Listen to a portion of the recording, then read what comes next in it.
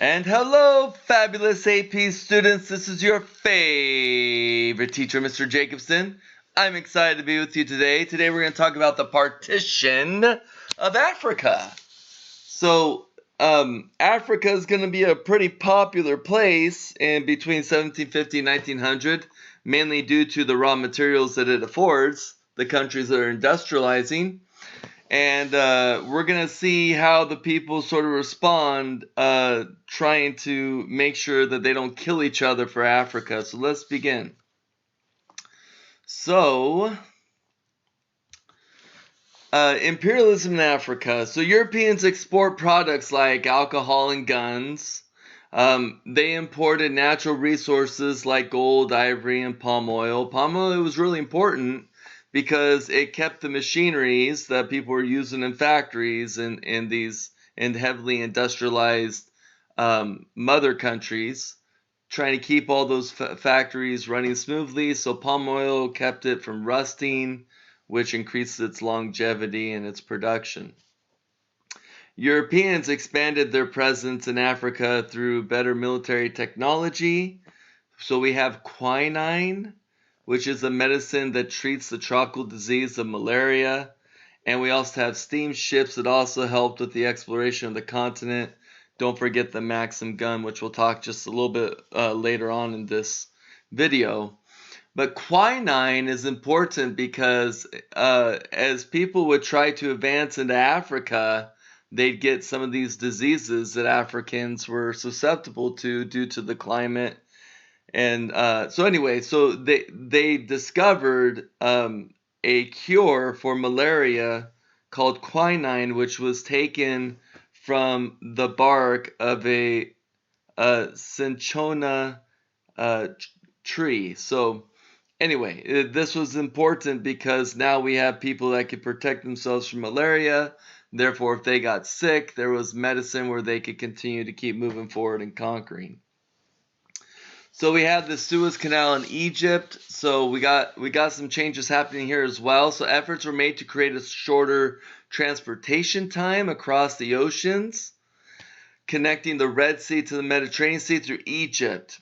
In this way, ships would no longer need to go all the way around Africa to reach Europe. And I want you to understand how important this is, that by creating this canal and cutting it, through Egypt, so connecting the Red Sea to the Mediterranean, kind of making a canal that goes through there, this significantly reduced the travel time that it would normally take for somebody going from the Indian Ocean back to Western Europe. And so here you have in the picture, as you can see, the trip would be about 7,200 miles going through the Red Sea. However, if you had to go all the way around the African continent, then you're looking about a 12,300 mile trip. So you're saving yourself nearly half of the time that it would normally take. And this is the way that they did up until the Suez Canal was created in the late 1800s. So this was a great time saver and a great innovation for the history of commerce. Now we have the British in Africa. So the British are one Africa and all the other countries that are heavily industrialized, because Africa has raw materials that they can use, raw materials that would be beneficial to not only manufacturing but to trading and economic resources as well. So we have in Egypt, when unrest in Egypt is going to cause Britain to feel like, okay, we are going to get affected here economically, our commercial interests. And so they decided to just take control of Egypt, and more importantly, the Suez Canal. They really wanted to make sure they controlled it.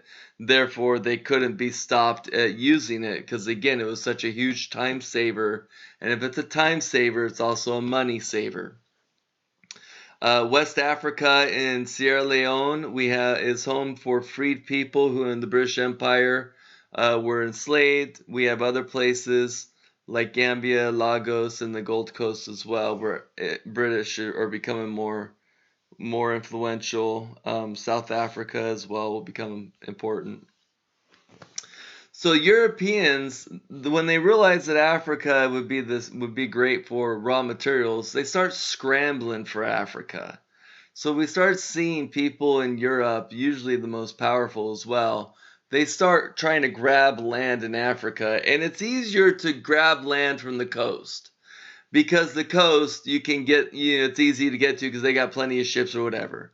But it's getting to the heart of Africa and trying to conquer that land that proves to be quite challenging, because before the Industrial Revolution, they just didn't really have the technologies to do so. But now they're developing steamships. They're going to develop the Maxim gun. Quinine will be available where they can help people, their soldiers, heal from severe tropical diseases of such. And so things are going to change due to the Industrial Revolution that's going to afford the Europeans to conquer more and more and deeper into Africa. And so with these people kind of scrambling and Otto von Bismarck realizing, wait a minute, I mean, we all want Africa because we're all trying to industrialize here. I mean, Otto von Bismarck probably wasn't as interested in Africa as maybe like the British and the French and others, but I'm sure he was. He decided to call a conference called the Berlin Conference, held in Germany, obviously. And here he kind of says, look, we could try to kill each other for Africa, or we could just divvy it up like gentlemen. We could have a gentleman's agreement. And so he invited all the people involved, mainly the Western European leaders, and he invites no Africans whatsoever to this meeting, although it was about dividing their lands, which kind of goes to show the mentality of the Western Europeans at this time, where they kind of feel like they're the center of the world at this point. So European powers they're gathered to provide an orderly and somewhat agreed upon colonization of Africa. They're going to start partitioning it, as you can see in this picture here. You start seeing places where they were starting to grab slowly in 1880, but by 1913 you can see that the partition is fully taken into effect, which will also cause more severity when World War I hits. So no Africans, as you said, were invited to this conference. European countries decided on the boundary lines between the colonies. This put longtime enemy rivals together in the same country. And because the Europeans decided the boundary lines, it also potentially split up unified societies. So these boundaries that they cut out, not taking into account the long-standing political dynamics that have been going on in Africa for thousands of years, not taking into account is going to have drastic and severe effects. One of those effects will be something that happens in the 1900s, known as the Rwanda genocide, where they put the Hutus and the Tutsis within the same country, and as a result, there's going to be a genocide by the Hutus on the Tutsis. So, South Africa and the Boer Wars. So, in early 19th century, Britain took control of South Africa from the Dutch. Okay, fair enough. We have people called Afrikaners, and these are descendants of 17th century Dutch settlers who moved east and came into conflict with the Zulus. So you had the Dutch living there for a while. The Dutch colonized the area. Dutch settled there. Dutch people grew up there, and they sort of build a whole life there, and they become Afrikaners, which is a step up from just regular Africans, right? So both Britain and the Dutch, they fought in a war called the Boer Wars to sort of oust the Zulus. So as you can see over here in the map, here we have the British South Africa colony, and then we have the Zulus who are controlling this land, and now the British are pushing up against that, including the Afrikaners, and so now the Zulus are fighting back, and there's a war over land. So the British will eventually not only drive the Zulus, the Afrikaners, Connors, and the black Africans out, they were put into concentration camps with poor sanitation and high death rates. So although there's sort of a war that goes on, which the British will win, if you ever heard the story of Shaka Zulu, he was sort of the leader of the Zulus. But now the Afrikaners and the Africans are going to be placed into camps. They're going to basically be treated as second-class citizens, or even worse. Millions of Afrikaners and black African farmers had been displaced into poor land, making it hard for them to make a decent living. And then one of the most notorious men of the Partition of Africa is a man by the name of King Leopold II. So again, with all this new technology innovation and from industrialization, you have things like the Maxim gun, which is sort of the predecessor of the machine gun. We have quinine as well. These nations were more poised to penetrate into Africa's interior. So King Leopold II attacked the Congo, which is it requires it's deep into Africa, the main part, the basin part of it.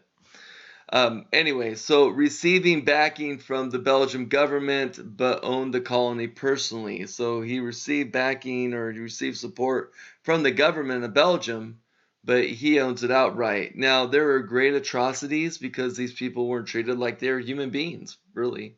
You have economic exploitation happening.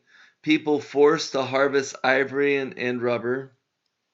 They cut hands off workers to force them into submission. Workers were beaten or killed if they did not meet their quota.